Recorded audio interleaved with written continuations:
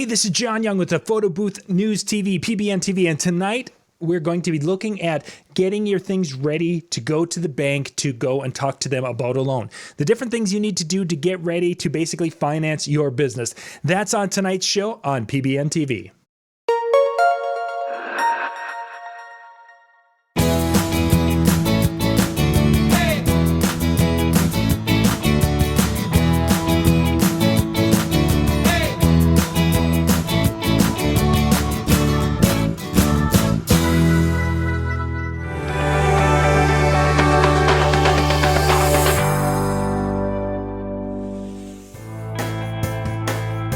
And now it's time for Photo Booth Live Chat with John Young.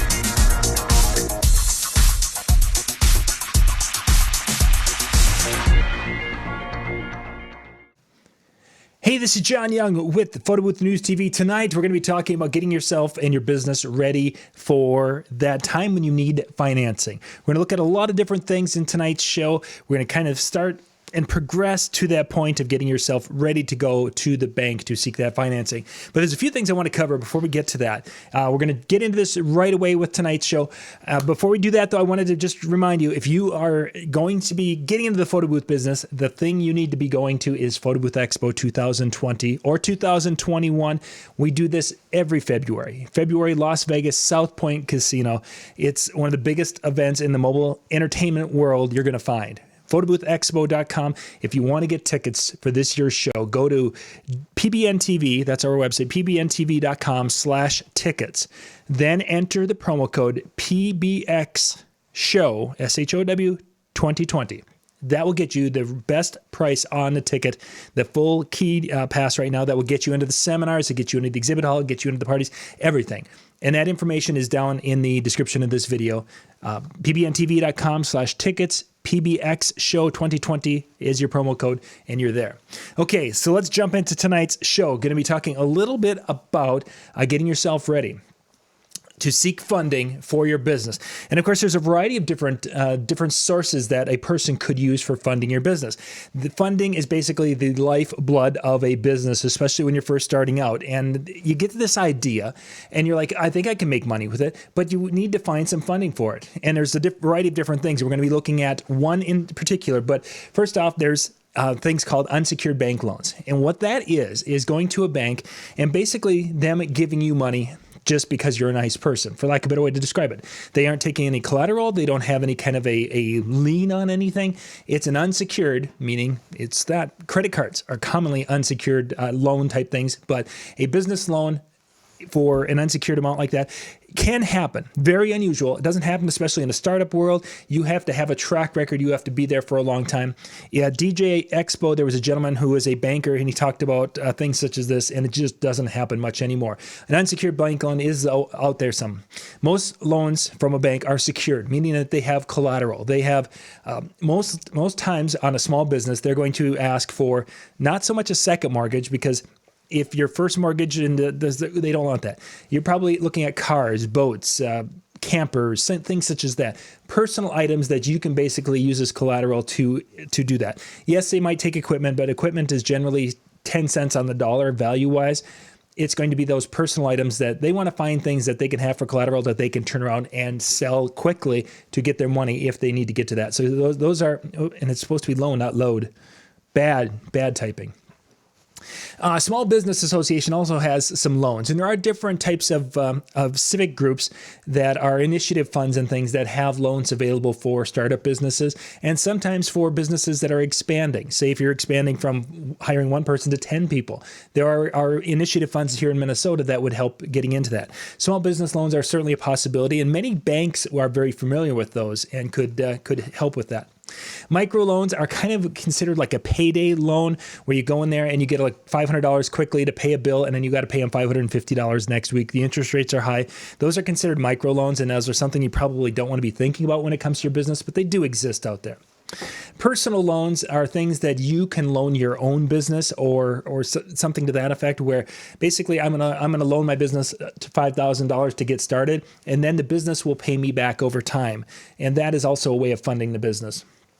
You may have a business where you want to have more, you might have investors. You do a corporation and you have people buying shares into it, going that route, or you may have it where they're just investing their money and you're kind of keeping track of it and paying them back over time, where they're getting equity into it. There's a variety of different ways to do that. Crowdfunding is probably one of the more popular ones right now. Interestingly, is how the younger generation, the Gen Z, Gen X, Gen Z, millennials, I don't know, whatever they are, the youngest ones who are coming up here, how they are adapting to crowdfunding. And it's basically they get an idea and there's a crowdfunding. Hey, can everyone chip in $10 and I could go and buy a brand new set of oils and sell oil, whatever. Crowdfunding is a big one. Generally, crowdfunding is done with a website where people can go out there, they can contribute money towards this. The website takes a fee out of that, and it's kind of like a credit card fee, and then you get the money from that. It's not tax deductible on their side, but you will get, if you get people who will donate to it, you will get your money. But again, there's rates generally are from 5%, and I've seen as high as 10% on crowdfunding websites. Business grants, getting back to that Small Business Association, SBA loan, and the initiative groups, sometimes they're business grants. Or cities, if you're going to be coming in and opening up an office and adding 10 jobs, some cities will actually have grants and such available for business growth and development. And I've even known some entertainment companies who have gone into a community and opened up an office in town, and they were able to get some tax incentives and some grants within the community if they continued to have their office and their employees and such in that town for, I think it was 5 years. So that's out there. And the final way that you really, I think it's the final one, but anyway, one of the ways you really don't want to have to finance your business, but it could be possible, is doing credit cards. Some credit cards have got incredibly high interest rates. Some are very competitive with the interest rate on that. That's also a possibility, but it's not a great one. Probably the best one, if you were going to be seeking financing, is to be connecting with family and friends. I say it's the best one is because if something happens, you're not going to probably ruin your credit rating. The negative thing is when you start loaning money or something between family or friends, generally my thought always is, and I'm going to get on the soapbox here for a moment, if I'm going to loan you $1,000 for your business or for whatever it is, my thought is that I'm going to give you $1,000. I have no thought of getting that $1,000 back, because if I expect you to pay that $1,000 back in 10% interest, and if you're late on a payment or don't pay it back, it's going to ruin our friendship. It would be better for me to say, here, you know what? Here's $1,000. It's a gift. Take it. And if you do pay it back, wonderful, and that's all fine and good. But I'm not expecting that payment back, because I don't want to be the one to hold that grudge and have that feeling in my heart that, well, they said they were going to pay it back in 6 months, and now it's month 7, and I haven't seen my $1,000. When you come to dealing with family and money, it's not a smart thing, but business-wise, it could function. But I would really highly try not to do that one, just because you can ruin relationships, and you really don't want to do that one. So let's get the process of starting that financing of what you're going to need to do to get going on that. In order you got to kind of be getting your mental processes in line as far as when you're wanting to go and search for financing. You really need to kind of dig into, why do I need this financing? What am I going to be going to be needing this financing for? And then there's a cost to that financing. Is that, that interest rate that I'm going to be paying for, or relationships that may change because I'm now borrowing money from someone? There's a cost. There might be a loan origination fees and such involved with that. There are costs involved with that. And maybe tying up my truck, and I want to trade my truck off every 2 years, but now my truck is tied up in this loan. There's a cost to doing it. There's also a cost if you were looking to, say, expand your business. There could be a cost in not expanding your business and not taking out this loan. So you really have to dig into the thought process behind this and make sure this is a logical, not an emotional, but a logical business decision before you really go much further than that. Then you're going to need, okay, so I decided that there is a cost, and I think the cost is valid, and you're going to have to really calculate what your need's going to be. You're going to calculate that need to be $1,000. Well, you may calculate it to be $2,000, and then you only need $1,000. What ends up happening sometimes, businesses calculate and they think, oh, I'm going to need a loan for $50,000 for a line of credit. And they only use $5,000 of that line of credit because they didn't need the whole thing. And that actually will come and bite you in the butt down the road, because your bank they have to pay money to do that line of credit, and the bank is not going to be happy with your head if you're going to try to take out a larger loan and not utilize the whole thing. So calculating your need and being as accurate as possible is very, very important, not only from your dollars and cents, but keeping your loan, the bank and such happy with that. You also have to be kind of aware of and monitoring your credit reports. You could have things on your credit report that's going to make it very difficult to impossible to be able to get out of the loan. Before you start going and talking to banks, you really should know what your personal credit report is. And you're going to say, well, but John, I'm going to be doing this for my business. What does that matter?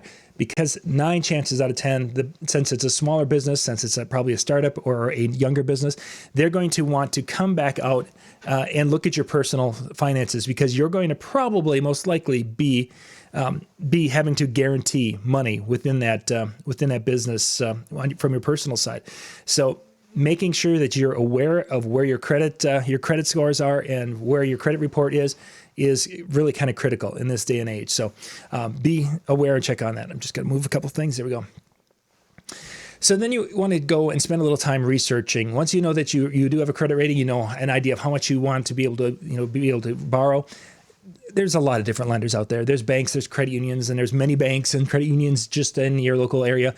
Then there's many online options that are available from different lenders that are now able to work across the country. Spend a little time doing some research, finding out who's going to be able to give you the best bet or the best deal and the best process for this, and who's going to be able to do something for a long-term relationship. Because generally a business works best when it has a line of credit that you can go and borrow against and then repay and borrow against and repay. Having that long-term relationship is going to help your business many years, not just a one-time thing. So make sure you research that. Then you're going to need to start preparing the documents and such in the process. Once you found some of these lenders, that's basically filling out the application forms, getting those documents, getting those filled out, making sure you've got all the things. That could be, setting up an account. I have to first set up an account at this bank or with this lender. Then I have to fill out the application fees and getting all these different things. That's part of that process of getting it all together. Then, depending upon what type of loan you're going to have, most likely they're going to want you to have some collateral things. So you need to be kind of thinking about that. Do you have a boat, and is that boat something that you have already insured? So really, it's just going to be transferring that, writing it on a title in essence that it is collateral. Or do you have a truck or a second with it, whatever it is? You have to be ready with your title on the things that you're going to use for collateral, because you don't want to get there and they're like, oh, okay, you want a $20,000 loan. What do you have for collateral? And you'll be like, I got this really shiny belt buckle. You don't want to do that. You want to have an idea going in of what you're going to be able to bring to the table when it comes to the collateral. The banks are going to want some certain things when you go in there, and we're going to just kind of talk about that quickly. They're going to want to, of course, know that credit score. They're going to check that up, the credit score of you personally, especially if it's a startup. Then they're also, if it's an established, they're going to go and they're going to run a credit report on the business. 9 chances out of 10, it's going to be your credit score. If your credit score is like below 650, you're pretty much dead in the water. You're back to family and friends to finance or something to that effect. You're not going to get there. But know your credit score. Make sure, because this is one of the first things they're going to do. They're going to get your social security number and they're going to run that credit score. They're also going to know the age of the business. If your business has been around for 1 year, 5 years, just starting, they want to know, and they're going to want proof of it. They're not going to be able to, oh yes, I've been in business for 14 years. Great. Show me. That means that I'm going to have to show them Schedule Cs or some sort of tax forms or some sort of business checking account or something to prove that I have been doing business for 15 years. I've been a photographer for 14 years. Well, did you have a business account? No, I ran through my personal account. Did you have invoicing, billing, anything? No, I just ran the cash through my account or checks through my account and cash in my pocket. That's not going to work. Your business in that particular view is probably going to be minutes to hours old compared to years of that. So you need to be able to prove the age and such of your business if it's going to be something more than just a startup. If you have annual revenue, you're going to need documentation of it, especially when you go to a bank. This is where small businesses really start to have problems, is because they've run it under their personal checking account, or they've run it in one way, shape, or form, or it's been cash and they've just taken the cash and stuck it into their pillow at night. You've got to have the revenue documentation, bank statement showing the income coming in. Otherwise, when banks are trying to prove these things and they're like, I can't see income coming in that I can really designate as income for your business, I can't do anything. They're also going to look at something called a personal debt to credit ratio. That means that I have an amount of debt to my name, car loan, home loan, whatever it is, some credit card debt. I have that over here. Then over here I have my credit, the amount of open credit that I have. So let's say I have $20,000 in car loans and different things over here. That's my debt. Over here, I have $50,000 of open or of credit. That includes part of the 20. So I've got really $30,000 of open credit here available. And then I have this. This is something that debt to credit ratio is something that banks and businesses look at to know, okay, is this person, are they maxed out? Are they kind of handling their money? It's more of a getting a better judgment of your ability to handle your finances than almost anything else. But that debt to credit ratio is something you will hear an awful lot. And there's some things they will add back with depreciation and some things they will take out as you're going through and dealing with this as a business. But having an understanding of what that is really, really quite important, because the banks will look at that.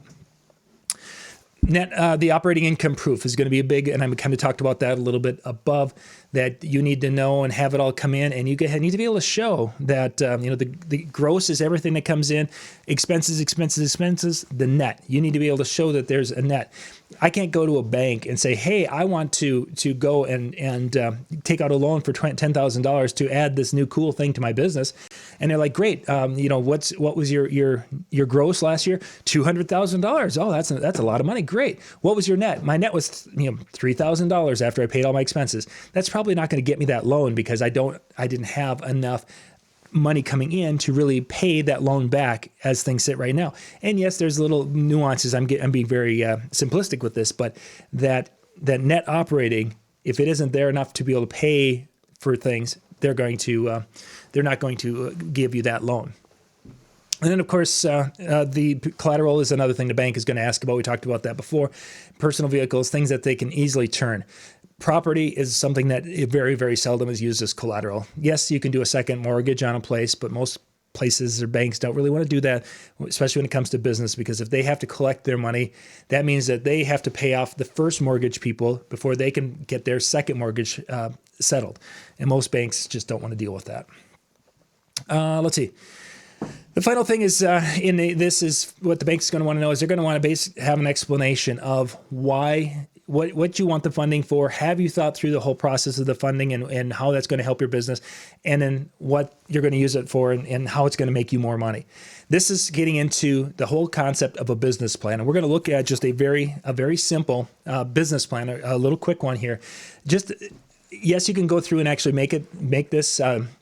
There's a really cool tool for making a business plan. It's out at SCOR, SCOR. I think do I have it here? No, it's on the next page. That will help you in this, and we'll talk about that on the next page. But just do just some things that are in a quick business plan, and you could actually put this together, kind of paragraphs on a page with a thought process. And this is something that the bank person would actually want to look at. That shows that you have thought through some of these things.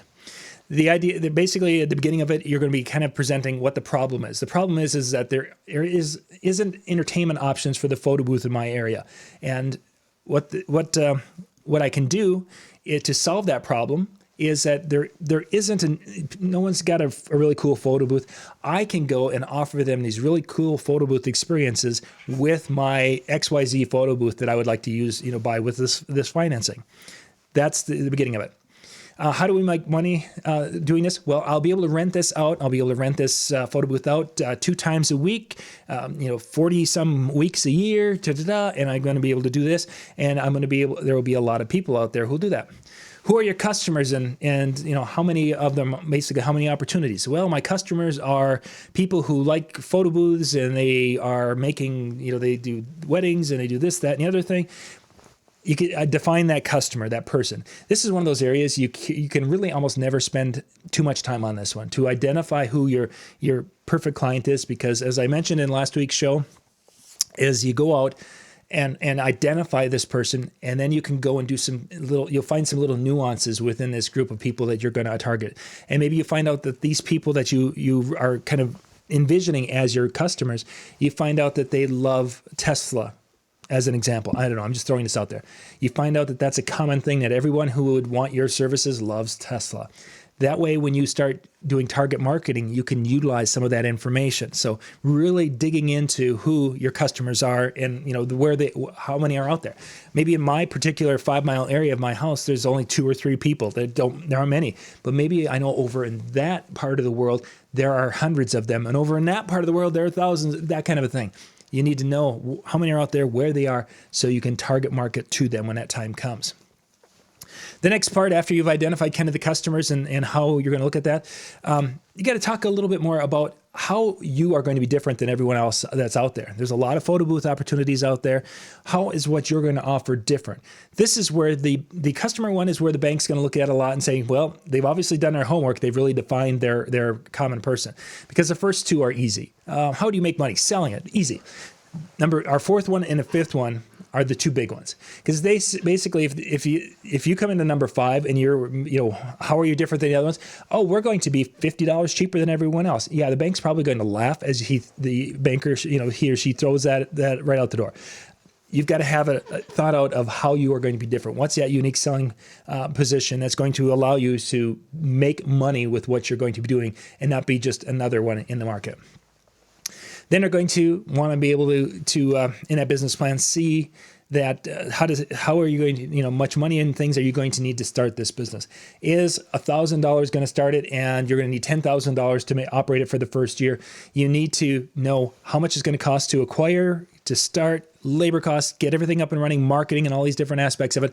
And then once I'm up and running, how much is it going to cost to run the business for probably the first 12 to 18 months? Because it takes 12 to 18 months before you can get really going. So they're going to want to see that you have thought about that process and either secured that funding or part of that funding, and then they can come alongside and help with that funding, or that somehow you're ready to go and they're just having to be part of the piece, not the whole piece of the puzzle when it comes to that.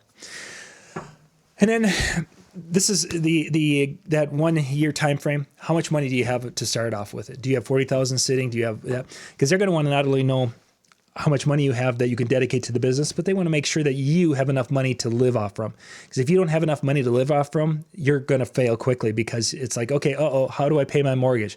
Well, I got to pull the money back from the business. When I pull the money back from the business, I can't market. You need to have made sure that you have your reserve to be, and the estimations and such for the timeline of making that profit. It all kind of goes together. And these things you got to be thinking about and be able to enunciate them clearly to the bank, whether it's in print or in the interview process, before they're going to really give you the time of day when it comes to doing your loan and financing. I mentioned score.org. They've got a spot there where they have a template for a full business plan, very elaborate, and it's really good if you want to go through and do all the work on that. If you had the time, I'd highly recommend it. If you don't, this is the executive summary of a business plan. Executive summary is basically the first part of the business plan. It's kind of like they put the answers at the front of the business plan, and then you can read the rest of the business plan, and this is the summary of it, executive summary. So most banks will, if you have the 20-page business plan, they'll just read the executive summary, and they may go look back later in a different spot if they want to, more for their curiosity's sake than anything, probably to see if you actually did it. but most are just going to look at the executive summary. So that's what we're going to look at in this little spot here. The beginning of an executive summary is an overview of your business idea. A couple of sentences. Hey, I'm going to sell the coolest photo booths in town because we're going to use pink lights in every photo booth. That's your beginning of your business idea. And then the description of the services, well, we're going to be doing a photo booth. It's going to be like this. It's going to look like this. It's going to have pink lights, and it's going to do that. And you're going to then also say, the reason I went this direction is because people are not getting enough pink light photo booths in our market. And we know that people love pink light photo booths, but they just don't have any. So we're going to be the solution of that. That's the second part of your little business plan here. Then the goals for your business. What is your goal for the first 6 months, for the first year, 5 year? You go on about 5 years with this. What are the goals for sales? Am I going to, at my goal after the first 6 months is I want to be doing 3 sales a month, 5 sales a month, 10 sales, getting it out 5 or 6, 10, whatever it is. The goals for the business. So you can actually have something there in paper so they can say, ooh, look at that. They're going to be very aggressive and they want to have it. So they're selling by the end of the year, they want to be selling about 25 to 30 shows a month in this business, which means that they're going to be having to put a lot of work, a lot of time, and a lot of effort. Really what this becomes is a barometer for the people to look at and say, oh, this person has no clue. Or, wow, they're really not too motivated because they want to be selling 2 shows a month by the end of the year. Yeah, 2 shows a month isn't going to work. Or they think they can be selling 1,500 shows a month here by the end of the year. No, that's not realistic either. So, but that's the next part, is your goals for the business. And again, be intelligent about that. Think it through. The ideal market, the target market, the ideal customers, identifying them. That's the next part of this little document that we would be preparing. Again, this is a 1 or 2 page thing. It doesn't have to be, it's not a huge thing. It's just putting these thoughts in order as you're going through. How are you going to be different than a competition? What's that unique selling position that's going to really stand out and make people want to come and do business with you? This is the actual document. These would be, in essence, your paragraph. Not that you would use your management team, no. Every paragraph, this is kind of what that paragraph would be about. Talking about your management team. Who is that? President is me. Vice president's my wife. I'm going to have 4 staff members. Basically, who's going to be all involved with this process? I'm going to be head cook and bottle washer, and I'm going to do everything yourself. Well, that's part of you're then the management team, but you're really going to talk about the people who are going to make this business run on a day-to-day basis. You don't have to have names completely in there. Obviously, with like yourself, yes. But if you're going to be hiring somebody to be a secretary, you don't have to see, and I'll have a secretary, and her name is, Jim, or his name is Jim, and Jim's going to be the greatest secretary. You don't have to. We'll have, we're going to need an office manager. We're going to need an office assistant. We're going to need this. You can go through and identify what's needed for that team, and especially the management side of it. Then you're going to kind of look at the financial projections. Okay, if I'm selling the first couple of months, I'm selling 2, then I'm up to 10, then I'm up to 20. What am my financial outlook going to be for this business? When am I going to become profitable? When am I going to be able to pay expenses just to break even? Break even point, profitable point, and an expansion point. Those hopefully are all in that early part of the circle of the business. That's what you want to be talking about in this, that I project that I should be able to be breaking even by summer of 2021. And by the winter of 2022, I should be making so much money that I can retire to my own private island. 1 or 2 pages total of this. This is the topics. You could stop the video right here and kind of put this down. You talk about each one of these, paragraph or maybe 2 at most for some of these. This is the kind of information that you would actually take to the bank and put down on their desk and say, here, this is what I'm thinking about doing. Not too much, again, paragraph or 2 at most with some of these. Just the idea is you want to get that information, show that you have thought through these different parts of setting up your business when you go to the bank. Because if they see that you have thought through this and you have an intelligent need and you have the wherewithal to be able to make things work financially, you have the income potential coming in, you've got some money in the bank to start off with, it'll all work out pretty well. The flip side becomes is when you haven't put the time into it and you haven't put the resources into it and you're trying to start a business on a shoestring and there's nothing behind it and you start the business and then all of a sudden you're broke because you don't have the money to do marketing, you don't have the money to do a little advertising here and there, you don't have the money to buy supplies and props or fix the car whatever it is. So make sure you're doing your due diligence when it comes to putting this kind of information together. Think through it, get it ready to go before you even talk to your family or friends about helping you finance one of your businesses. This is John Young with the Disc Jockey News and PBNTV, DJNTV and PBNTV. Thank you for watching tonight. We'll be back again next Monday night. Next Monday night, we're going to go through how to price your photo booth business. And this is kind of a tricky area for a lot of you. We're going to go through one model of setting your price for a photo booth business next Monday night here on PBNTV. Hopefully you'll be able to join us either live or in replay. Yeah, replay. We'll go with that. That'll happen again at 8 o'clock. Let me see. No, it will be 9 o'clock Eastern next Monday night with how to price your photo booth business. This is John Young again from PBNTV. Thanks for watching. Bye-bye.